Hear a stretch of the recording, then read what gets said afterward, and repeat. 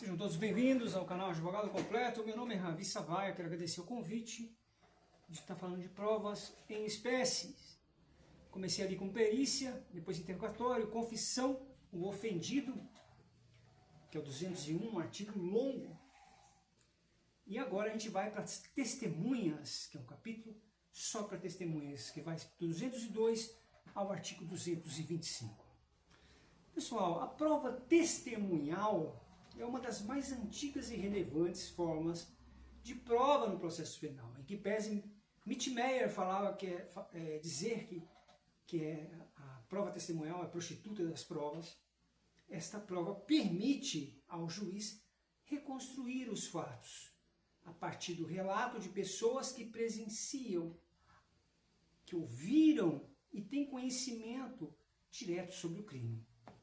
Sua base está na confiança, na oralidade e na imediação, princípio que garante a autenticidade, a transparência, a instrução. Qual que é a natureza jurídica? A natureza jurídica da prova testemunhal é subjetiva e pessoal, pois depende da percepção humana, da memória e da credibilidade do depoente. Por isso o Código Processual Penal, nos seus artigos dos artigos 202 a 225, impõe regras rigorosas para garantir veracidade, imparcialidade e respeito aos direitos fundamentais. Segundo Luiz Fachin, a amplitude da prova testemunhal reflete o princípio da ampla admissibilidade probatória, permitindo ao juiz formar seu convencimento com base em todos os meios lícitos de prova. É importante enfatizar que o depoimento testemunhal deve ser prestado com lealdade e compromisso ético, pois é parte essencial da busca da verdade real. Ana Frazão e Vicente Greco Filho reforçam que a oralidade, a fidelidade do registro e a proteção à testemunha são pilares de um processo penal democrático, equilibrado e eficiente. Tá.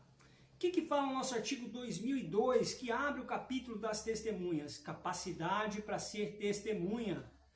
Toda pessoa pode ser testemunha, independente de idade, gênero, classe social, religião ou posição hierárquica, expressando o princípio da ampla admissibilidade probatória.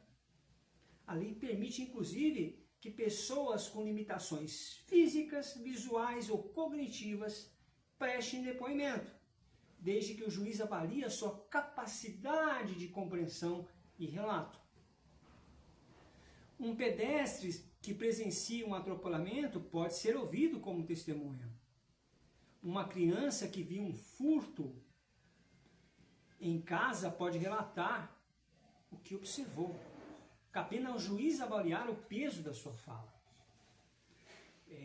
Um morador de rua que viu um crime tem o mesmo direito e valor testemunhal que qualquer cidadão. Artigo 203. Promessa de dizer a verdade e informações pessoais.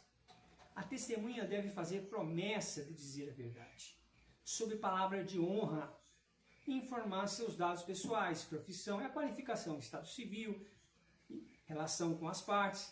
Isso permite que o juiz avalie a imparcialidade e credibilidade. Uma audiência que eu assisti, o juiz perguntou para a testemunha: você tem algum interesse de estar aqui? Qual o seu interesse de estar aqui? Por que você está aqui? O juiz indagava muito isso, justamente para entender se aquela testemunha era realmente imparcial. Uma vizinha que é amiga da vítima deve declarar essa relação antes do depoimento. Um funcionário que trabalha para o réu deve informar o seu vínculo empregatício. Um parente deve deixar claro o grau de parentesco para o juiz ponderar sua isenção. Isso é o que trata o 203. O 204 é o depoimento oral e consulta a apontamentos. Presta atenção, pessoal. O depoimento deve ser oral, preservando espontaneidade e naturalidade. Contudo, o parágrafo único permite que a testemunha consulte anotações breves, para não errar detalhes, como datas ou números. Isso garante autenticidade sem sacrificar precisão. Um contador chamado para depor pode consultar planilhas para lembrar valores. Uma secretária pode olhar registros de visitas para confirmar datas. Um policial pode revisar seu boletim de ocorrência antes de responder. E o 205, verificação da identidade. Se houver dúvidas sobre a identidade da testemunha, o juiz pode verificá-la por qualquer meio disponível, inclusive digital, antes ou depois do depoimento, para não atrasar o processo. Vamos dar um exemplo. Caso a testemunha esteja sem documento, o juiz pode confirmar sua identidade por foto do RG enviada eletronicamente. Pode-se usar cruzamento de dados do CPF ou do título de eleitor, e se a dúvida persistir, o depoimento pode ocorrer sob reserva de identidade até verificação posterior. O 206, pessoal, recusa para parentes e incapazes. Parentes em linha reta, cônjuges, irmãos e adotivos do acusado pode se recusar a depor, salvo se não houver prova possível. O que o parágrafo único prevê? Que em caso de testemunhas com deficiência auditiva ou de fala, aplica-se o artigo 192, garantindo o intérprete ou recurso adequado.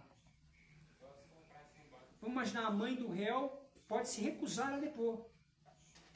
Mas se for a única pessoa que presenciou o fato, o juiz pode insistir. O irmão do acusado pode comparecer, mas optar por ficar em silêncio. Uma testemunha surda é acompanhada por intérprete de Libras, garantindo compreensão e validade do ato.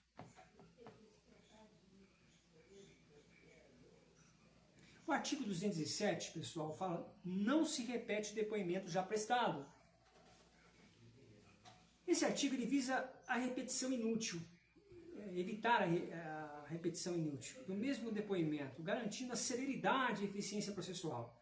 O juiz não precisa ouvir novamente quem já declarou formalmente sobre o mesmo fato, salvo se houver divergência essencial. Vamos dar alguns exemplos aqui. Uma testemunha que já foi ouvida na fase policial não precisa repetir tudo na instrução. Bastando a leitura do termo, se ambas as partes concordarem, ok. O juiz pode indeferir pedido de reoitiva se perceber intenção meramente protelatória. Às vezes a defesa quer atrasar o processo. Artigo 208. Isenção do compromisso de dizer a verdade. Menores de 14 anos, pessoas com doença mental ou com incapacidades cognitivas não prestam compromisso de dizer a verdade, mas pode depor conforme a avaliação do juiz. O juiz deve avaliar a sua capacidade de compreensão e discernimento. Uma criança de 10 anos pode ser ouvida sem juramento, apenas relatando o que lembra. Um idoso com início de Alzheimer pode ser ouvido com acompanhamento médico. Uma pessoa com deficiência intelectual leve pode contribuir com informações relevantes. Só que tem que haver ponderações. Não tem sentido uma criança de 10 anos fazer um juramento. Ela vive ainda, de certa forma, parcialmente, num imaginativo lúdico. Um idoso com início de Alzheimer não pode cobrar juramento dele. Já o artigo 209 fala da oitiva de testemunhas não arroladas. O juiz pode ouvir testemunhas não listadas previamente, se considerar útil para a elucidação do caso. O parágrafo 1º permite ouvir pessoas indicadas por testemunhas. E o segundo exclui quem nada sabe dos fatos. Por exemplo, uma testemunha cita um porteiro do prédio como alguém que viu o crime, o juiz pode chamá-lo. Um policial indica um vigilante que estava de plantão, ele pode ser ouvido sem estar na lista oficial ou inicial. O juiz, contudo, não ouvirá alguém sem relação direta com o fato. Tem a irmã daquele porteiro lá, que não estava lá, mas ela ouviu a história. O juiz fala, não tem relação com o fato. 210. Inquirição separada e incomunicabilidade. as testemunhas devem ser ouvidas separadamente, sem contato umas com as outras, antes da oitiva. O objetivo é evitar combinação de respostas. Em um assalto com 3 testemunhas, cada uma é mantida em sala separada até o momento de depor. Uma testemunha que sai da sala não pode conversar com quem ainda será ouvida. 211 fala de reproduzir fielmente o depoimento. O juiz deve transcrever fielmente as palavras das testemunhas, sem alterar os termos, expressões ou sentidos. Isso assegura a autenticidade das provas. Então, se o cara falou lá, aquele cara é um filho da mãe, vai escrever lá, filha da mãe. Por que isso, pessoal? Para não usar sinônimos, porque a justiça preocupa, a lei preocupa, da alteração de expressões, mudar aquele testemunho. Se a testemunha disser, acho que foi ele, o termo deve ser registrado exatamente essa dúvida. Expressões regionais, gírias, devem ser mantidas sem correção gramatical. 212, assinatura do termo de depoimento. Esse artigo fala que o termo de depoimento deve ser assinado pelo juiz e pela testemunha, confirmando sua veracidade e autenticidade. Após ler o termo, o juiz, a testemunha e o escrivão assinam. Em audiências virtuais, o sistema gera assinatura digital certificada.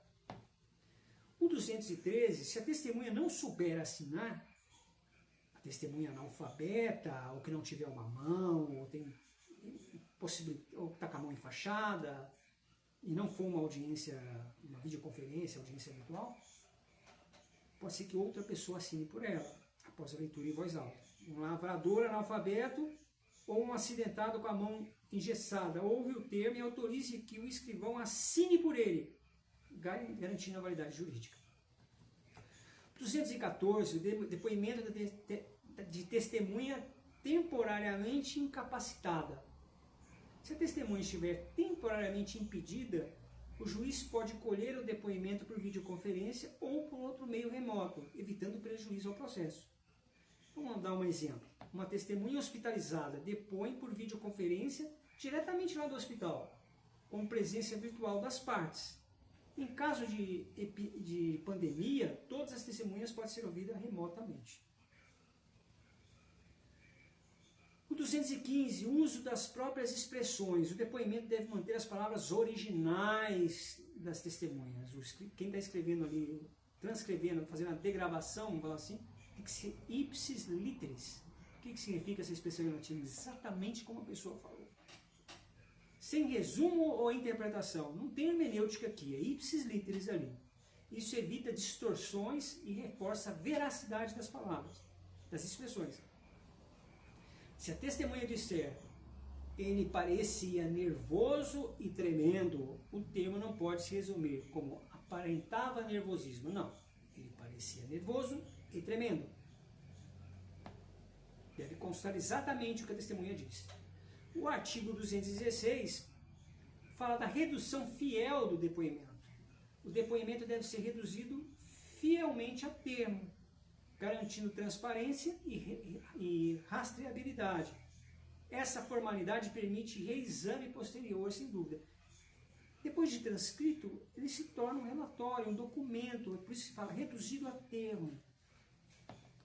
Durante a apelação, o tribunal pode revisar o termo e comparar expressões originais para avaliar contradições. 217. Medidas protetivas para testemunhas vulneráveis. O juiz pode permitir que testemunhas ameaçadas deponha por videoconferências ou sob outras formas de proteção. A segurança e tranquilidade do depoente é prioridade. Exemplo, uma testemunha ameaçada por facção criminosa, por PCC ou Comando Vermelho, presta depoimento com voz distorcida e imagem ocultada. Em crime de milícia, o juiz autoriza o depoimento a portas fechadas. 218. A ausência injustificada da testemunha. Se a testemunha não comparecer sem justificativa, pode ser conduzida coercitivamente para depor, garantindo a produção da prova. Vamos dar um exemplo. Uma testemunha convocada 3 vezes sem justificativa é levada pela polícia à audiência, evitando atraso no julgamento. 219. Sanções por desobediência. A testemunha que desobedecer a ordem judicial pode ser multada ou processada por desobediência, conforme o caso.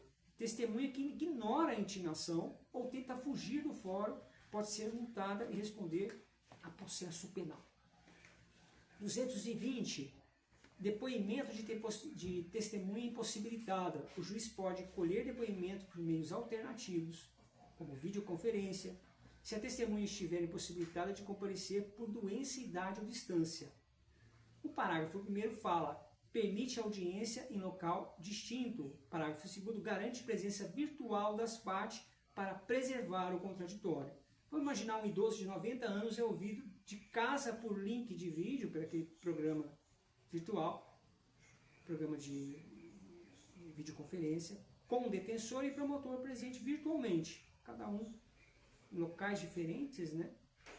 Mas presente naquela audiência virtual. Uma testemunha em outro estado presta depoimento remoto para evitar a despesa de deslocamento. O 221, sigilo de identidade da testemunha. Em casos sensíveis, o juiz pode proteger a identidade da testemunha, garantindo segurança e integridade física. Vamos aos exemplos.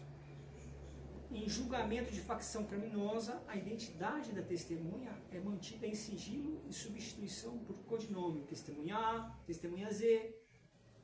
Artigo 222. A ausência da testemunha em julgamento. O juiz decide as medidas cabíveis quando a testemunha não comparece ao julgamento, podendo determinar nova intimação, condução coercitiva ou substituição. 3 medidas. Nova intimação, condução coercitiva, substituição. Vamos aos exemplos. Se uma testemunha do júri falta sem motivo, o julgamento é suspenso para garantir o depoimento essencial à defesa. O juiz pode pedir que intime novamente aquela pessoa, aquela testemunha, pode pedir que a polícia vá lá buscar ela, condução coercitiva, ou pode falar, não, vamos substituir essa testemunha por outra, se ela não for uma testemunha-chave. Artigo 223. Direito à assistência e informação. A testemunha deve receber informações claras sobre o processo, ter acesso e assistência, quando necessário, especialmente em casos de vulnerabilidade. Uma testemunha em situação de rua é orientada sobre transporte e alimentação para comparecer à audiência. O fórum oferece acompanhamento de assistente social para vítimas de violência. 224. Comunicar mudanças de endereço. Testemunha deve comunicar qualquer mudança de residência por até 1 ano após o depoimento, sob pena de sanções se não comparecer quando convocadas.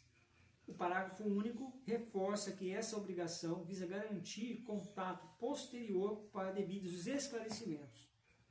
Uma testemunha de um crime ambiental muda de cidade e não avisa o tribunal, ao ser convocada e não encontrada, pode ser multada. O 225 fala do reconhecimento pessoal. O reconhecimento deve ser criterioso, rigoroso, para evitar erros judiciais. O suspeito deve ser colocado entre pessoas semelhantes, parecidas.